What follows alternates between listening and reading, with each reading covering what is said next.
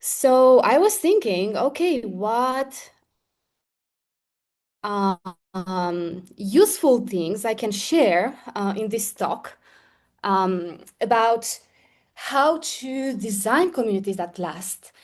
Okay, I have an idea. I want to revive a rural area, but how do I attract and make people to want to stay here, not just to come in a temporary time? So I was thinking that the experience that I have, I can break it into 5 pillars or 5 principles that you can take with you, and then you can start implementing them in the areas that you would like to revive. And for this case particularly, I decided to choose a dear place, a co-living place in Spain, in a rural area called Ansel Co-living. And next, I would like to let you know a little bit about me, like who I am and what qualifies me to talk about this. A little bit about myself. Well, I'm a digital nomad myself. I love to travel. I love to discover this world. And I started this journey 4 years and a half ago in 2021 when, yeah, I said, okay, I have a remote job. Now what? I want to travel. But I want to travel somewhere where I can meet other people like me. I don't want to be alone. And this is how I discovered these rural communities, these co-living places. Since then, since I became a digital nomad since 2021, I've been traveling in more than 15 co-living places across Europe. And this was a way for me to travel as a volunteer because a lot of these co-living places, they need someone to help the community to integrate, to be active. And this is how I got to see and explore the co-living places as a community builder, and I have a lot of experience in both sides, me as a digital nomad, but also from the operator perspective, what are the tools needed to make that community thrive. And what I'm doing online as a job, I'm a marketeer. I just love giving voice to ideas and brands. So this is a little bit about me. And what we are going to explore today, well, I design this how to build a sustainable community in 5 pillars. First is infrastructure, how to integrate in the local community, how to design for longevity, how to co-create value, and how to scale through alliances. And the first pillar, okay, I really want to revive this rural area. I want to bring life into it. What's important? And I would say the infrastructure is very important. And to have high-speed internet and accessibility are foundation because nomads, they can be nomads because of their job. So they can work remotely and they need good internet. So this is the first question that you need to ask yourself. This place that I'm going to open, my project has good internet. For in the Ansel's case, they were so lucky, even though it's a small village, it's a remote village of 100 inhabitants. They already had fiber optic and with 1 gigabyte per second high speed, which is really, really great. Digital nomads love that, stable internet. And of course, a place where you can work too, a co-working that later on was open to people from the village that could come and work from there. And it's remote, but yet accessible. With a car, you are near to other cities, to the mountains, to the sea, because yes, we like, us nomads, we like to have space to think and to work, but we also want to be explorers. And if you are close to these places, it's also great. So, yeah, rural revitalization requires infrastructure that supports modern work. Without it, nothing else is possible. This is pillar number one. Pillar number two, okay, so I have a place. You need to have this mindset that I need to integrate in the local community. I don't go and destroy or build from scratch. I want to embed in the local community culture and people into the project. In Ansel's case, when they start renovating and building everything, they start to hire locally, because in the beginning people were skeptical. People from the village, people from the area, who are these strangers? What are they doing here? Took a while to integrate. And how one way of how they integrate in the space was to hire locally that guy that knew how to build a wall or that they knew about the forest. That's important. Hire local people to build trust and create jobs in the community.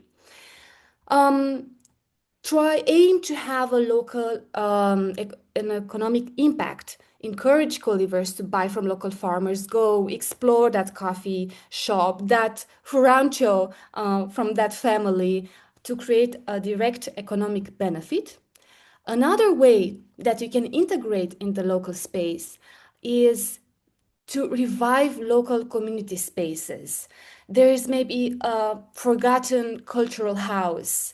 Maybe there is a forgotten water tank. How can you bring community and use that space as a revival celebratory moment? And in this picture, you can see here in the village, they painted the mural water tank with the whole community. And this was a great way to integrate and see that our intentions are actually good. We want to revive the local area. Then a mindset you should carry with you all the time is the cultural heritage. Be curious about the place, explore its stories, tradition, and identity, and bring them to life instead of replacing them. Why this pillar is important? Because rural revitalization succeeds only when locals benefit, participate, and feel the ownership. The third pillar, how to design with longevity in mind. How to create conditions for belonging so people want to stay, not just visit. And here are some examples. Create intentional spaces. Create spaces where community can form, like a beautiful, accessible kitchen, co-working space, living area, patios, hangout spots throughout the property or in the village where people can come together naturally.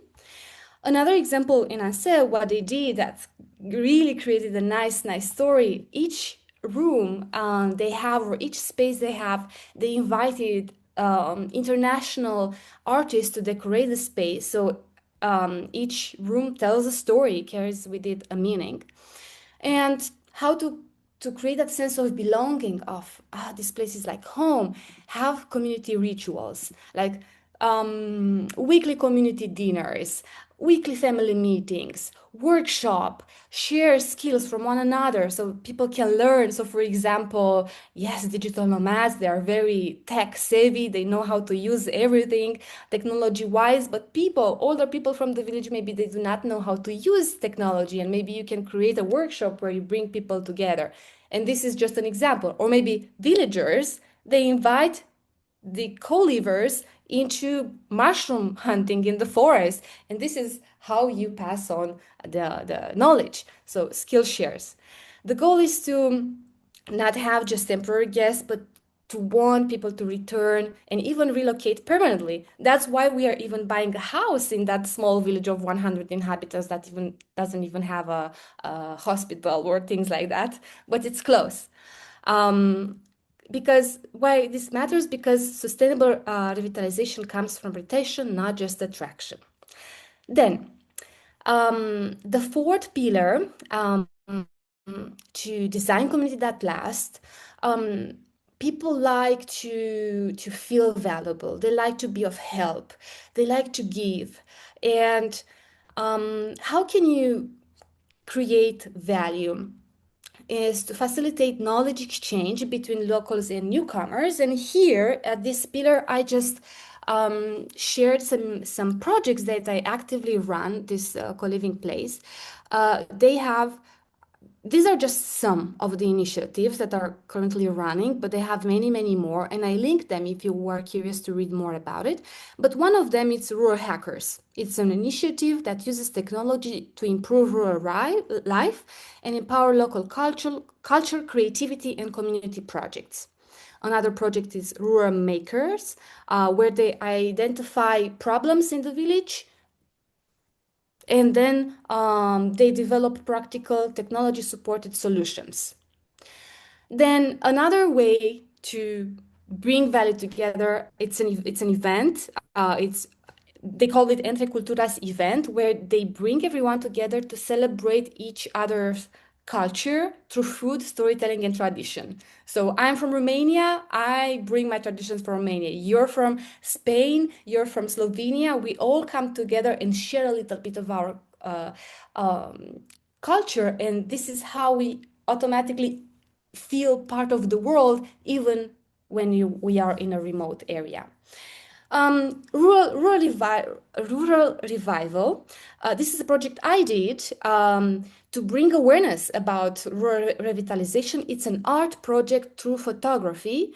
And if you want to read more about it, I have here linked it.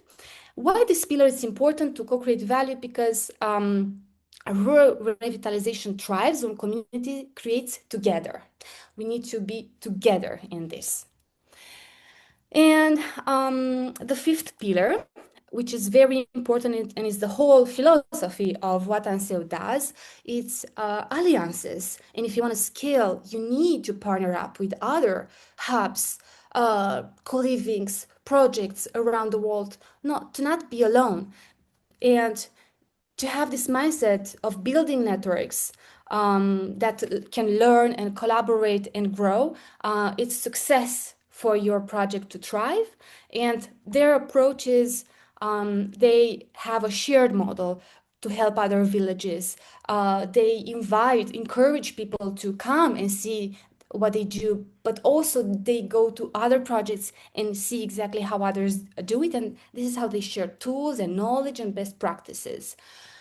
Collaboration and contribution, it's key in rural initiatives across Europe. The more we are, the faster we can grow. And yeah, to attract people who want to have